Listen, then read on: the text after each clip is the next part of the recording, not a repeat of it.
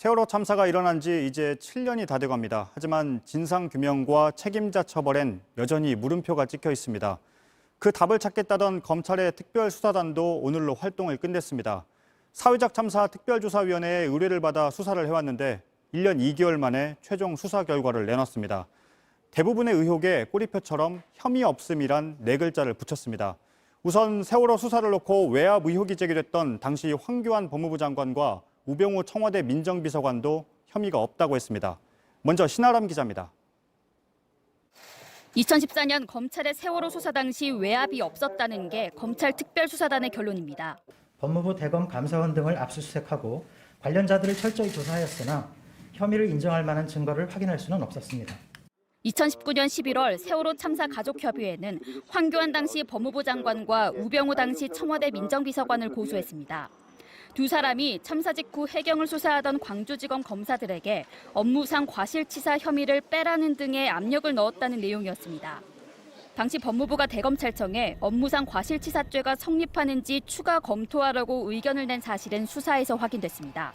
하지만 검찰은 직권남용이 성립하기 어렵다고 봤고 황 전 장관과 우 전 수석을 무혐의로 끝냈습니다.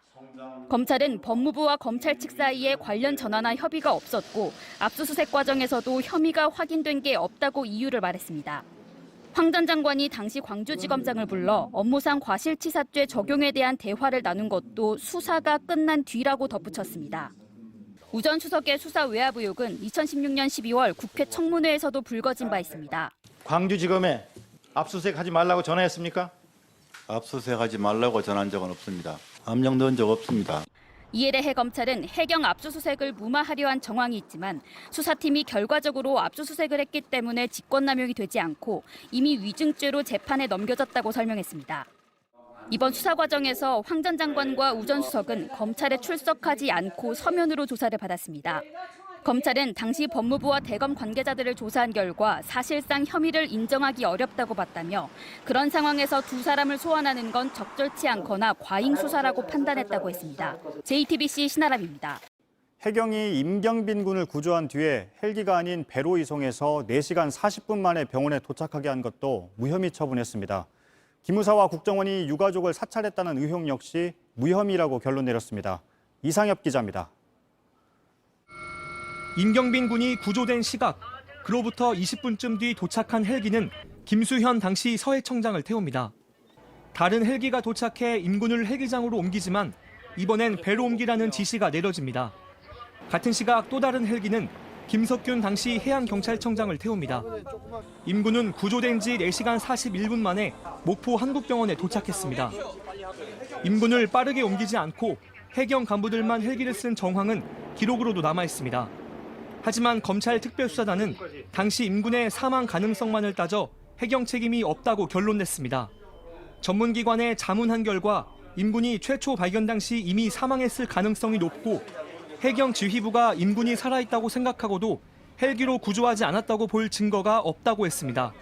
국군 기무사령부와 국정원의 유가족 사찰 의혹은 동향을 파악한 건 맞다면서도 불법 사찰은 아니라고 결론지었습니다.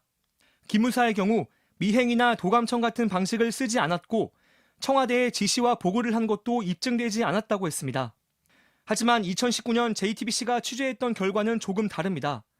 기무사가 확인한 정보엔 유가족의 통장 사본과 주민등록증 같은 개인정보가 있었고 순수하지 않은 유가족을 알아보라는 지시도 내려졌습니다. 이렇게 작성된 동향보고서는 참사 이후 6개월간 청와대에 보고됐습니다. 검찰의 처분으로 이 사건에 대해 전직 대통령 박근혜 씨와 김기춘 전 비서실장은 재판을 받지 않게 됐습니다. JTBC 이상엽입니다. 유가족들은 청와대 앞에서 농성을 하며 검찰의 발표를 들었습니다. 아이들의 억울함을 풀어주지 못할까 봐 두렵다며 눈물을 흘리기도 했습니다. 조보경 기자가 만났습니다.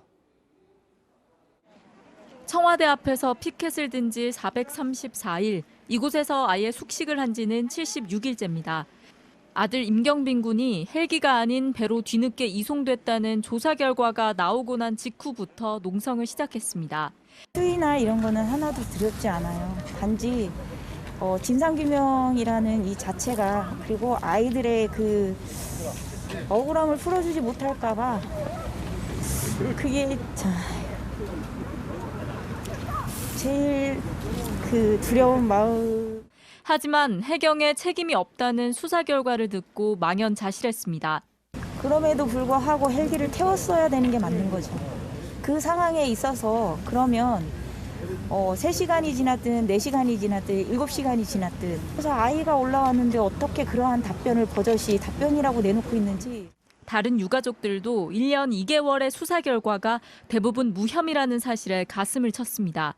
한마디로 세월호 참사 관련해서 잘못한 사람은 거의 없는데 그런데 304명이 죽었다는 결론밖에 안 됩니다. 수사를 의뢰했던 사회적 참사 특별조사위원회는 대응 방안을 찾고 있습니다. 그러니까 저희들이 이제 증거 자료를 각해서 조금 더 깊이 혐의를 이제 수사 요청을 한 거잖아요. 저희들이 수사 요청을 했을 때는 경비군이 살아 있었기 때문에 이런 취지로 한 게 아니에요. 일단은 사망 판정은 의사만이 할 수 있고. 벌써 7년째에 접어든 세월호 참사, 더 이상은 시간이 없다고 유가족은 말합니다. 반드시 다음부터는 이런 참사가 일어나지 않는 이런 구조 상황이 꼭 이루어지길 바라는 마음에서라도 꼭 바로 잡아야 된다라고 저는 생각을 합니다. JTBC 조보경입니다. 법조팀장이자 이슈체커인 오대영 기자가 나와 있습니다. 오늘뿐 아니라 사실 그전에 했던 검찰 수사도 제대로 한 게 맞느냐 이런 지적이 나왔습니다. 맞습니다. 그동안 크게 3번의 수사 결과 발표가 있었는데요. 예. 번번이 미흡했다는 평가가 잇따랐습니다. 2014년에 유병헌 일가에 초점이 맞춰진 수사가 있었고 그 뒤에 박근혜 전 대통령의 7시간에 대한 그 보고 누락 혹은 보고 조작의 수사가 있었고 이런 식으로 파편화돼서 수사가 이뤄지다 보니 이게 온전하게 진실을 밝힐 수 있는 수사였느냐라는 물음표가 계속 따랐습니다. 네. 그런데 오늘이 최종 수사 결과 발표라고 했는데요. 꼼꼼하게 다 살펴본 건 맞습니까? 일단 유가족, 사참위 그리고 언론에서 제기한 의혹들을 전반적으로 살펴본 것은 맞습니다. 살펴봤다는 것이지 이걸 다 밝혀냈다는 것은 아닙니다. 예. 세월호 참사가 우리에게 준 과제는 이겁니다. 파편화된 그리고 흩어진 사실의 조각들을 온전히 다 모아서 맞추는 겁니다. 그래서 304명의 억울한 한을 풀어주는 건데 그런 시각에서 본다면 오늘 검찰의 수사 결과 발표는 미완입니다. 네. 수사팀은 어떤 입장입니까? 사실 수사라는 게 시간이 지나갈수록 골든타임을 놓칠 수가 있잖아요. 네. 그러니까 처음 수사할 때 제대로 하는 게 매우 중요한데요. 네. 출범 때 백서를 쓰겠다는 심정으로 수사를 하겠다고 했습니다. 그런데 오늘은 참사 당시 수사를 조금 더 신속하게 하면 그리고 또 폭넓게 전개했다면 어땠을까라는 아쉬움이 남는다는 표현을 썼습니다. 결국 시간과의 싸움에서 진 겁니다. 특별수사단이 참사 5년 6개월 지나서야 출범이 됐습니다. 많은 증거들이 이미 사라지고 난 뒤입니다. 오늘 수사 결과 발표문을 보면 곳곳에 증거 불충분이라는 표현이 들어 있습니다. 네. 그런데 증거 불충분은 사실 증거를 제대로 모으지 못했다 이런 의미도 담고 있잖아요. 맞습니다. 예, 특별수사단은 오늘로 이제 활동이 끝났는데 그러면 세월호 관련 수사도 다 끝난 겁니까? 그렇지는 않습니다. 일단 피해자들에게 미안하고 죄송한 마음으로 사건의 전모를 다시 한번 밝혀낼 기회는 충분히 있습니다. 검찰의 늑장 수사를 우려해서 지난 연말 국회에서 특검법이 통과가 됐습니다. 그리고 사회적 참사 특별조사위원회의 활동도 2022년 6월까지 연장이 됐습니다. 1년 반 남았습니다. 그러니까 수사 한 트랙, 진상조사 한 트랙 이렇게 두 가지 트랙이 계속 돌아가게 됩니다. 네, 잘 들었습니다. 이슈체커 오대영 기자였습니다.